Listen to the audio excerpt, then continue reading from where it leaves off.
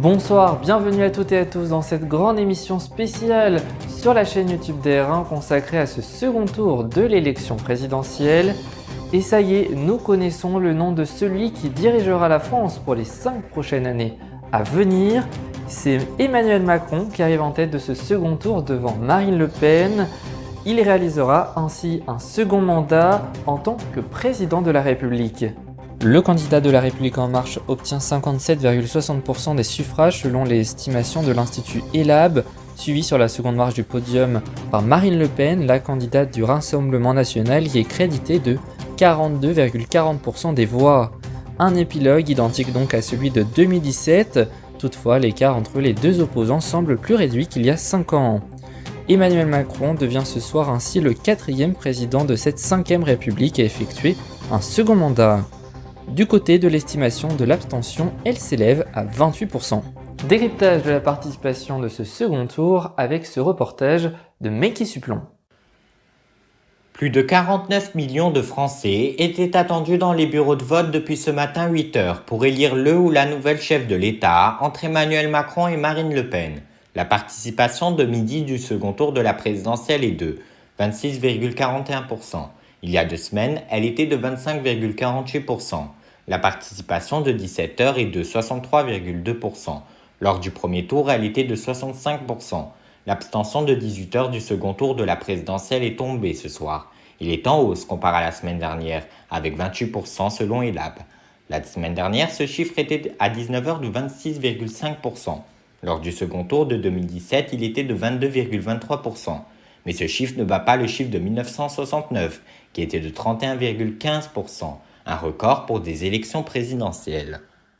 Direction maintenant Strasbourg où nous allons retrouver notre journaliste sur le terrain, Meiki Suplon, qui était une nouvelle fois à la rencontre des Strasbourgeois qui se sont rendus aux urnes ce dimanche.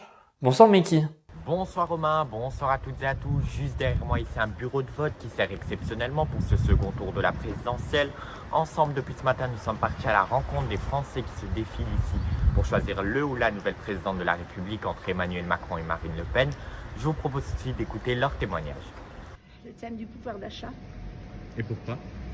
Parce que c'est très difficile pour tout le monde et je pense que c'est ce qu'il faut défendre en premier. Principalement le pouvoir d'achat. Et pourquoi? Parce qu'effectivement c'est un thème qui peut intéresser beaucoup de gens, qui peut impacter beaucoup de gens et chaque électeur peut être concerné, y compris moi.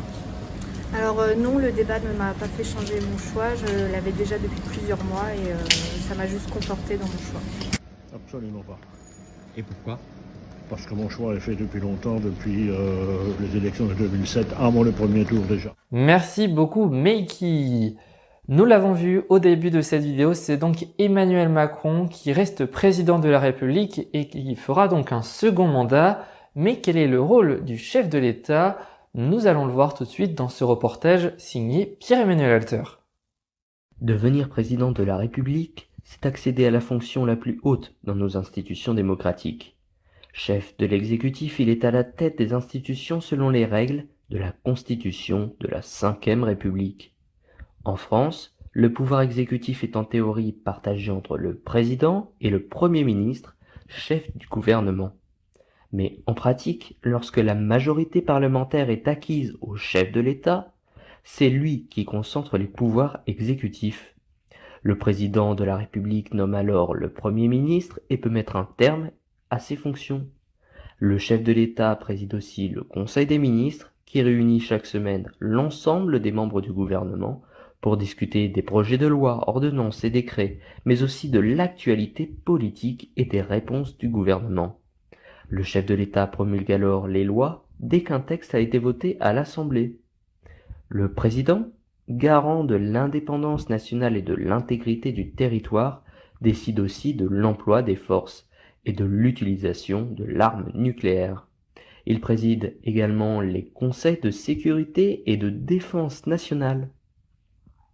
De surcroît, le chef de l'État peut dissoudre l'Assemblée nationale pour résoudre une crise ou un blocage institutionnel. Cependant, ne pouvant entrer dans les deux assemblées, il peut les réunir en congrès à Versailles pour leur adresser un message ou faire lire un discours présidentiel par un représentant. Le président est également garant de l'indépendance de l'autorité judiciaire. Assisté par le Conseil supérieur de la magistrature, il a le pouvoir de nommer les magistrats. Par ailleurs, il peut saisir le Conseil constitutionnel. Le président peut aussi avoir recours à un référendum ou gracier un condamné. Dans les faits, le chef de l'État a pris la main sur beaucoup de domaines, mais il peut même obtenir des pouvoirs exceptionnels, comme l'indique la Constitution, en cas de menace grave et immédiate. Voilà ce que l'on pouvait dire ce soir, quelques minutes après l'annonce des résultats sur ce second tour de l'élection présidentielle. Avant de terminer cette édition, voyons ensemble ce qu'il s'est passé dans le reste de l'actualité avec le flash présenté par Théo Torné.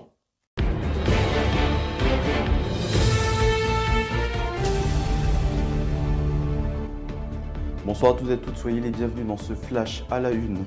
Après Mariupol, c'est tour de la ville portuaire d'Odessa d'être la cible des forces russes. Samedi 23 avril, par plusieurs frappes de missiles, il a déclenché un incendie que les pompiers ont facilement pu maîtriser.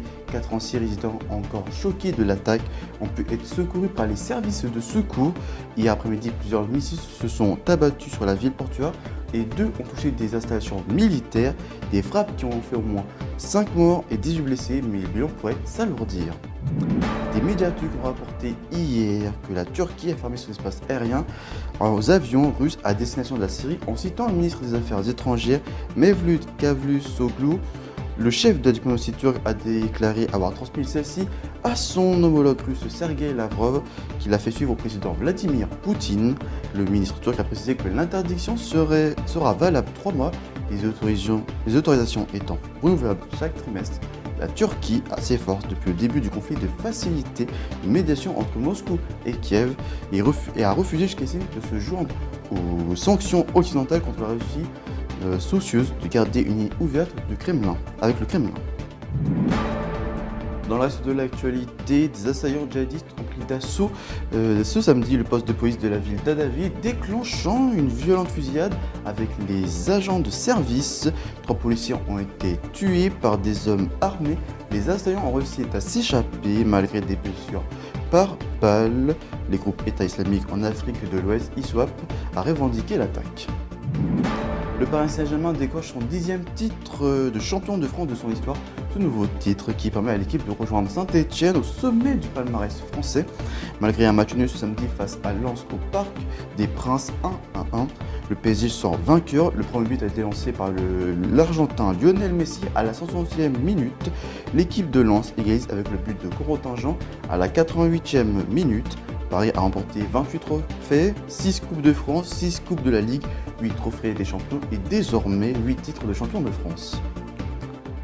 Il était une figure belge de la scène rock, connue pour sa voix cassée, matinée d'un accent flamand. Le chanteur Arnaud est décédé ce samedi 23 avril des suites d'un cancer. Son agent Philippe de Crout avait annoncé en février 2020 souffrir d'un cancer du pancréas.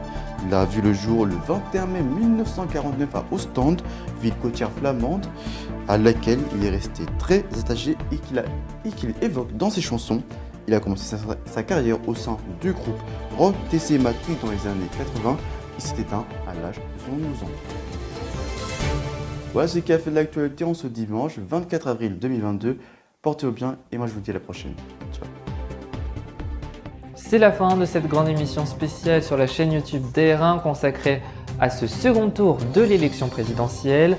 Un grand merci à vous toutes et à vous tous pour votre fidélité. Un grand merci également à toute la rédaction DR1 qui s'est mobilisée pour vous faire vivre cette élection et cette campagne depuis plusieurs mois maintenant sur R1. Et ils vont continuer à vous accompagner tout au long de cette soirée avec notamment les réactions suite à ces résultats sur notre compte Twitter AR1Info ainsi que notre site internet ar1info.fr où un article en direct vous attend.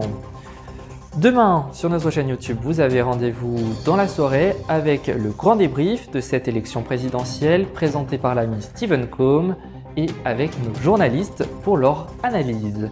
D'ici là, je vous souhaite de passer une excellente soirée et je vous dis à bientôt sur AR1.